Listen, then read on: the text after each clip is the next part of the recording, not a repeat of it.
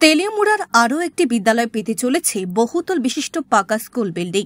নির্মাণ কাজ শুরু হওয়ার পূর্বে নির্মাণ স্থল পরিদর্শনের জন্য তেলিয়ামুড়ার শারদাময়ী বিদ্যাপীঠ ইংলিশ মিডিয়াম স্কুলটি পরিদর্শনে যান ত্রিপুরা বিধানসভার মুখ্য সচেতক তথা তেলিয়ামুড়ার বিধানসভা কেন্দ্রের বিধায়িকা কল্যাণী সাহারায়।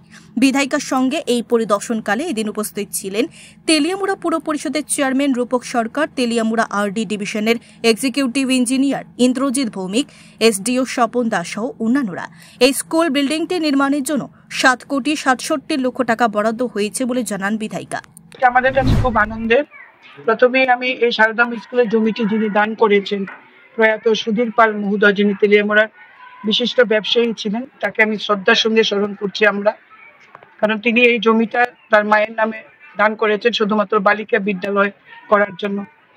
ওই সময়ে তিনি এই চিন্তাধারা করেছিলেন স্ত্রী শিক্ষা প্রসার।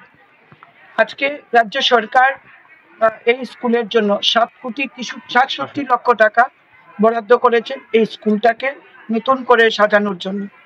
কনস্ট্রাকশন হবে। আমার দীর্ঘদিনের লড়াই ছিল, বা আমার দীর্ঘদিনের একটা প্রস্তাব ছিল রাজ্য সরকারের কাছে। আমাদের মাননীয় চেয়ারম্যান থেকে কাউন্সিলর প্রত্যেকেই শহরের এই বনেদি স্কুলটাকে নতুন করে সাজানোর লক্ষ্যে আমাকে নিয়মিত তারা অনুরোধ করতেন, এবং আমি রাজ্য সরকারের কাছেও সেই বার্তা নিয়ে গেছি। আমরা খুশি যে রাজ্যের মাননীয় মুখ্যমন্ত্রী এই বিদ্যালয়ের জন্য 7,67,00,000 টাকা বরাদ্দ করেছে।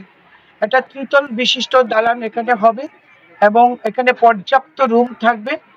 আগামী 50 বছর 100 বছরকে সামনে রেখে আমরা পরিকল্পনা করছি এই বিদ্যালয়ের ছাত্রছাত্রীদের জন্য।